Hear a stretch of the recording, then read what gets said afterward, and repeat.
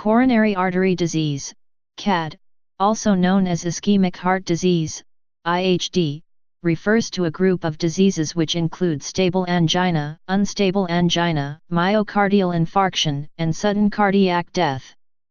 It is within the group of cardiovascular diseases of which it is the most common type. A common symptom is chest pain or discomfort which may travel into the shoulder, arm, back, neck, or jaw. Occasionally it may feel like heartburn. Usually symptoms occur with exercise or emotional stress, last less than a few minutes, and improve with rest. Shortness of breath may also occur and sometimes no symptoms are present. Occasionally, the first sign is a heart attack. Other complications include heart failure or an abnormal heartbeat. Risk factors include high blood pressure, smoking, diabetes, lack of exercise, obesity, high blood cholesterol, poor diet, depression, and excessive alcohol. The underlying mechanism involves reduction of blood flow and oxygen to the heart muscle due to atherosclerosis of the arteries of the heart. A number of tests may help with diagnoses including electrocardiogram, cardiac stress testing, coronary computed tomographic angiography, and coronary angiogram, among others. Ways to reduce CAD risk include eating a healthy diet, regularly exercising, maintaining a healthy weight, and not smoking. Medications for diabetes, high cholesterol, or high blood pressure are sometimes used. There is limited evidence for screening people who are at low risk and do not have symptoms. Treatment involves the same measures as prevention. Additional medications such as antiplatelets, including aspirin, beta blockers, or nitroglycerin may be recommended. Procedures such as percutaneous coronary intervention, PCI, or coronary artery bypass surgery, CABG, may be used in severe disease. In those with stable CAD it is unclear if PCI or CABG in addition to the other treatments improves life expectancy or decreases heart attack risk. In 2015 Canadian dollars affected 110 million people and resulted in 8.9 million deaths. It makes up 15.9% of all deaths, making it the most common cause of death globally. The risk of death from CAD for a given age has decreased between 1980 and 2010, especially in developed countries. The number of cases of CAD for a given age has also decreased between 1990 and 2010. In the United States in 2010 about 20% of those over 65 had CAD, while it was present in 7% of those 45 to 64, and 1.3% of those 18 to 45. Rates are higher among men than women of a given age. Signs and symptoms. Chest pain that occurs regularly with activity, after eating, or at other predictable times is termed stable angina and is associated with narrowings of the arteries of the heart. Angina that changes in intensity, character, or frequency is termed unstable. Unstable angina may precede myocardial infarction. In adults who go to the emergency department with an unclear cause of pain, about 30% have pain due to coronary artery disease. Risk factors. Coronary artery disease has a number of well-determined risk factors. The most common risk factors include tobacco smoking, family history, hypertension, obesity, diabetes mellitus, lack of exercise, stress, and high blood lipids. Smoking and obesity are associated with about 36% and 20% of cases, respectively. Lack of exercise has been linked to 7–12% of cases. Exposure to the herbicide Agent Orange may increase risk. Both rheumatoid arthritis and systemic lupus erythematosus are independent risk factors as well. Job stress appears to play a minor role, accounting for about 3% of cases. In one study, women who were free of stress from work life saw an increase in the diameter of their blood vessels, leading to decreased progression of atherosclerosis. In contrast, women who had high levels of work-related stress experienced a decrease in the diameter of their blood vessels and significantly increased disease progression. Having a type A behavior pattern, a group of personality characteristics including time urgency, competitiveness, hostility, and impatience is linked to an increased risk of coronary disease. Blood fats.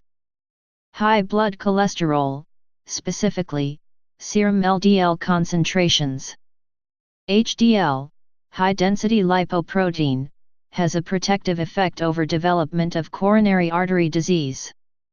High blood triglycerides may play a role. High levels of lipoprotein, a compound formed when LDL cholesterol combines with a protein known as apolipoprotein, a. Dietary cholesterol does not appear to have a significant effect on blood cholesterol, and thus recommendations about its consumption may not be needed. Saturated fat is still a concern. Genetics. The heritability of coronary artery disease has been estimated between 40% and 60%. Genome-wide association studies have identified around 60 genetic susceptibility loci for coronary artery disease. Other. Endometriosis in women under the age of 40. It is unclear if type A personality affects the risk of coronary artery disease. Depression and hostility do appear to be risks, however. The number of categories of adverse childhood experiences, psychological, physical, or sexual abuse, violence against mother, or living with household members who were substance abusers, mentally ill, suicidal, or incarcerated, showed a graded correlation with the presence of adult diseases including coronary artery, ischemic heart disease. Hemostatic factors. High levels of fibrinogen and coagulation factor 7 are associated with an increased risk of CAD. Factor 7 levels are higher in individuals with a high intake of dietary fat. Decreased fibrinolytic activity has been reported in patients with coronary atherosclerosis. Low hemoglobin. In the Asian population, the B fibrinogen gene G455A polymorphism was associated with the risk of CHD. Pathophysiology. Limitation of blood flow to the heart causes ischemia, cell starvation secondary to a lack of oxygen, of the heart's muscle cells. The heart's muscle cells may die from lack of oxygen, and this is called a myocardial infarction, commonly referred to as a heart attack. It leads to damage, death, and eventual scarring of the heart muscle without regrowth of heart muscle cells.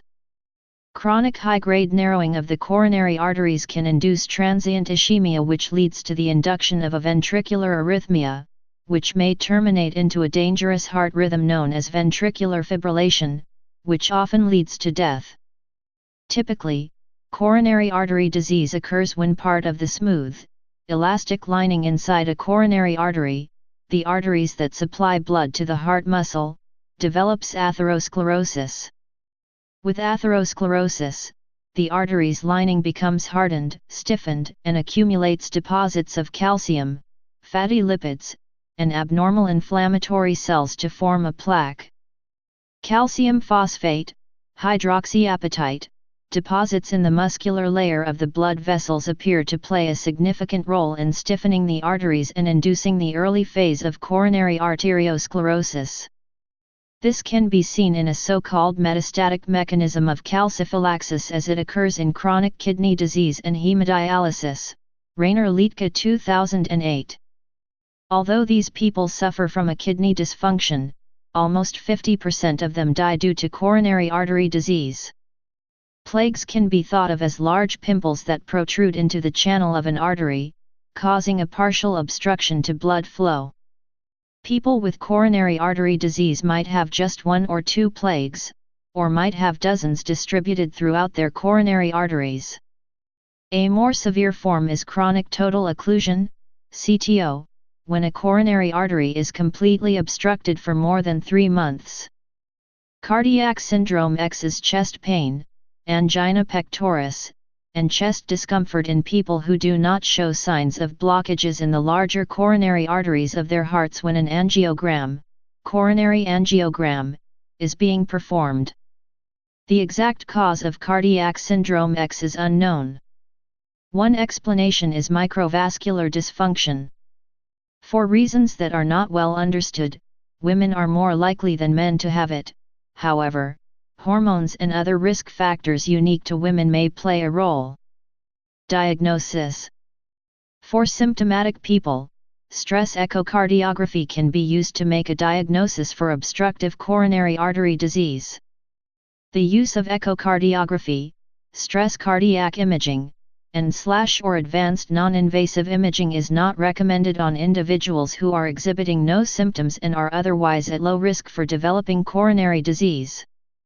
The diagnosis of cardiac syndrome X, the rare coronary artery disease that is more common in women, as mentioned, is a diagnosis of exclusion.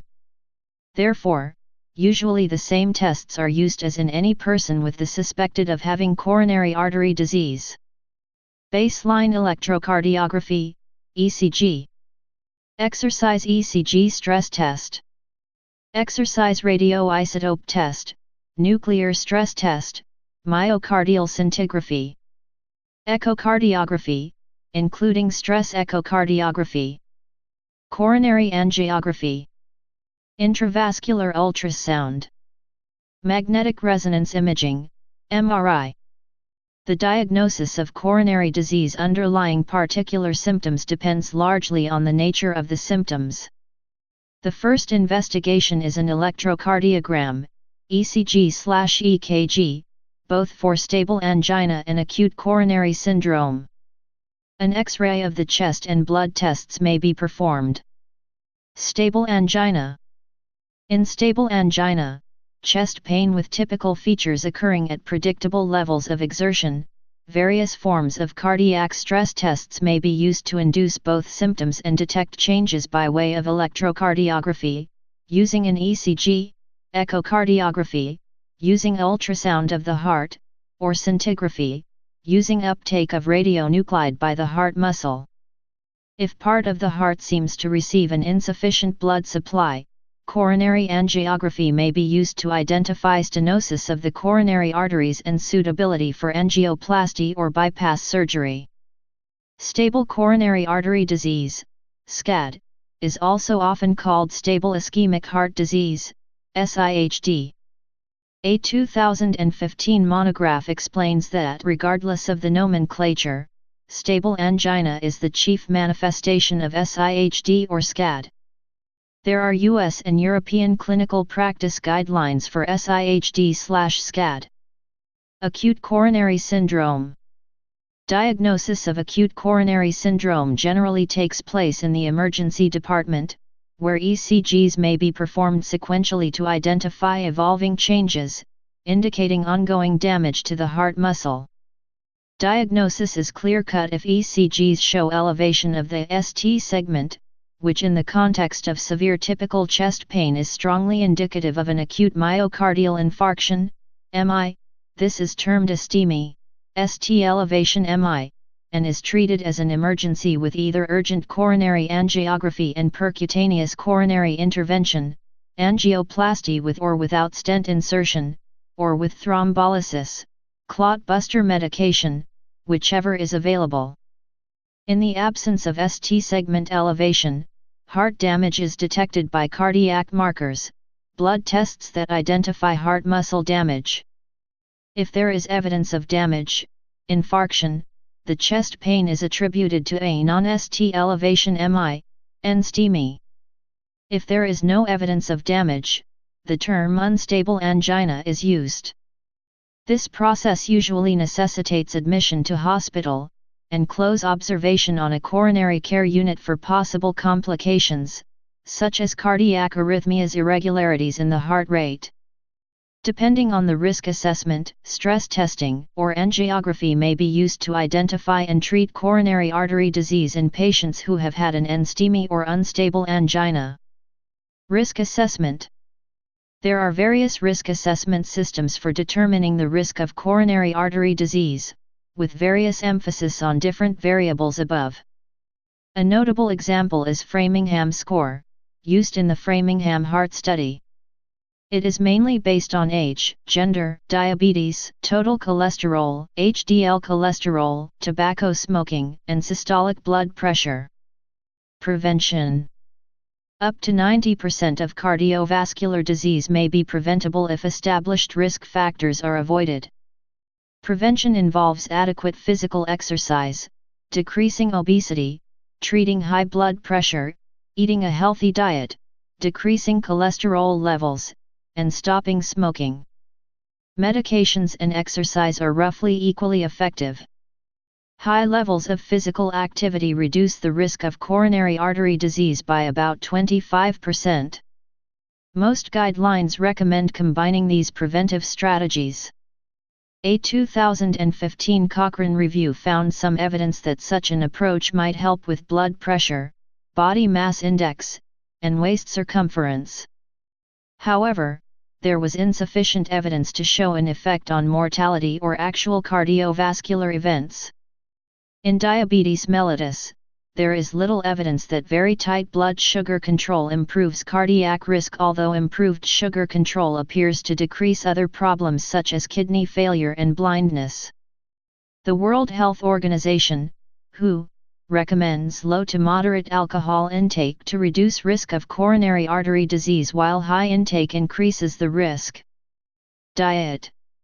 A diet high in fruits and vegetables decreases the risk of cardiovascular disease and death. Vegetarians have a lower risk of heart disease, possibly due to their greater consumption of fruits and vegetables. Evidence also suggests that the Mediterranean diet and a high-fiber diet lower the risk. The consumption of trans fat, commonly found in hydrogenated products such as margarine, has been shown to cause a precursor to atherosclerosis and increase the risk of coronary artery disease. Evidence does not support a beneficial role for omega-3 fatty acid supplementation in preventing cardiovascular disease, including myocardial infarction and sudden cardiac death.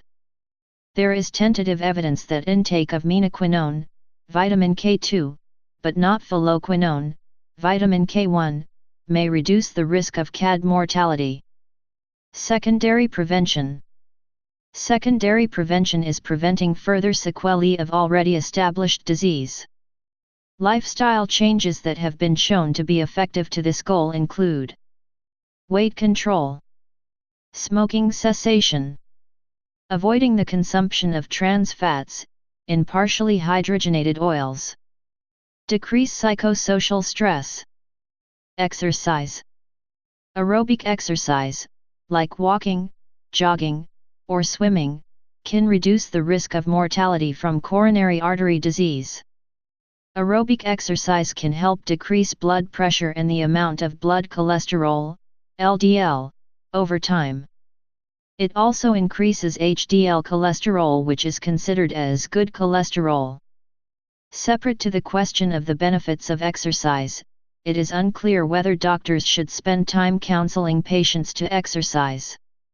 The U.S. Preventive Services Task Force found insufficient evidence to recommend that doctors counsel patients on exercise, but it did not review the evidence for the effectiveness of physical activity to reduce chronic disease, morbidity, and mortality.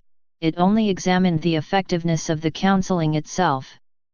The American Heart Association, based on a non-systematic review, recommends that doctors counsel patients on exercise. Treatment. There are a number of treatment options for coronary artery disease. Lifestyle changes. Medical treatment drugs, e.g., cholesterol-lowering medications, beta blockers, nitroglycerin, calcium channel blockers, etc. Coronary interventions as angioplasty and coronary stent. Coronary artery bypass grafting, CABG. Medications.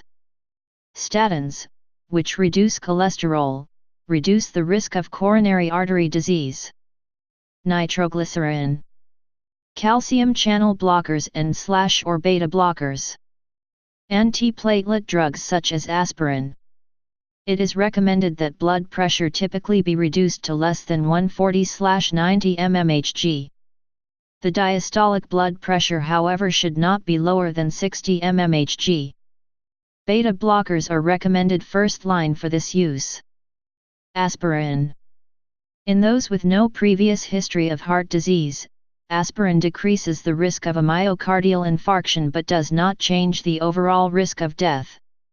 It is thus only recommended in adults who are at increased risk for coronary artery disease, where increased risk is defined as men older than 90 years of age, postmenopausal women, and younger persons with risk factors for coronary artery disease, for example, hypertension, diabetes, or smoking, are at increased risk for heart disease and may wish to consider aspirin therapy. More specifically, high-risk persons are those with a 5-year risk greater than or equal to 3%. Antiplatelet therapy. Clopidogrel plus aspirin reduces cardiovascular events more than aspirin alone in those with STEMI. In others at high risk but not having an acute event, the evidence is weak. Specifically, its use does not change the risk of death in this group. In those who have had a stent, more than 12 months of clopidogrel plus aspirin does not affect the risk of death. Surgery. Revascularization for acute coronary syndrome has a mortality benefit. Percutaneous revascularization for stable ischemic heart disease does not appear to have benefits over medical therapy alone. In those with disease in more than one artery, coronary artery bypass grafts appear better than percutaneous coronary interventions. Newer anaortic or no-touch off-pump coronary artery revascularization techniques have shown reduced postoperative stroke rates comparable to percutaneous coronary intervention. Epidemiology. As of 2010, CAD was the leading cause of death globally, resulting in over 7 million deaths. This increased from 5.2 million deaths from CAD worldwide in 1990.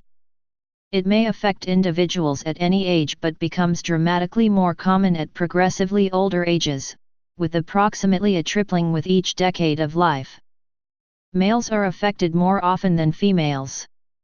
It is estimated that 60% of the world's cardiovascular disease burden will occur in the South Asian subcontinent, despite only accounting for 20% of the world's population.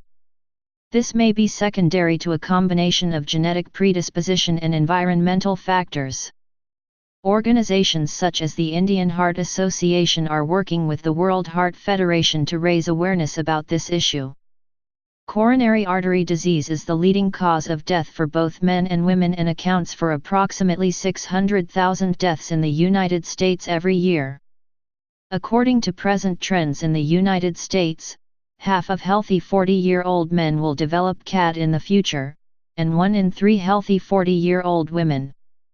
It is the most common reason for death of men and women over 20 years of age in the United States. Society and culture. Names. Other terms sometimes used for this condition are hardening of the arteries and narrowing of the arteries. In Latin it is known as morbus ischemicus cordis, MIC. Support groups.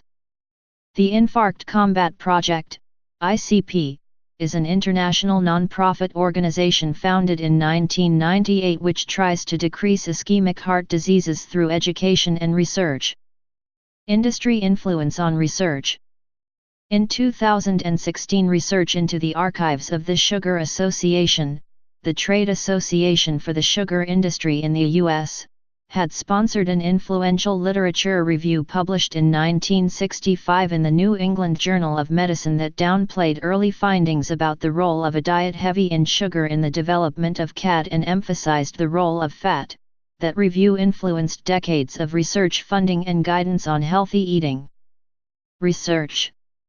Recent research efforts focus on new angiogenic treatment modalities and various, adult, stem cell therapies. A region on chromosome 17 was confined to families with multiple cases of myocardial infarction. Other genome-wide studies have identified a firm risk variant on chromosome 9p21.3. However, these and other loci are found in intergenic segments and need further research in understanding how the phenotype is affected. A more controversial link is that between Chlamydophila pneumoniae infection and atherosclerosis. While this intracellular organism has been demonstrated in atherosclerotic plagues, evidence is inconclusive as to whether it can be considered a causative factor. Treatment with antibiotics in patients with proven atherosclerosis has not demonstrated a decreased risk of heart attacks or other coronary vascular diseases. Since the 1990s, the search for new treatment options for coronary artery disease patients, particularly for so-called no-option coronary patients, focused on usage of angiogenesis and adult stem cell therapies. Numerous clinical trials were performed, either applying protein, angiogenic growth factor, therapies, such as FGF1 or VEGF, or cell therapies using different kinds of adult stem cell populations. Research is still going on with first promising results, particularly for FGF1 and utilization of endothelial progenitor cells. Myeloperoxidase has been proposed as a biomarker. Dietary changes can decrease coronary artery disease. For example, data supports benefit from a plant-based diet and aggressive lipid lowering to improve heart disease. Please subscribe and thanks for watching.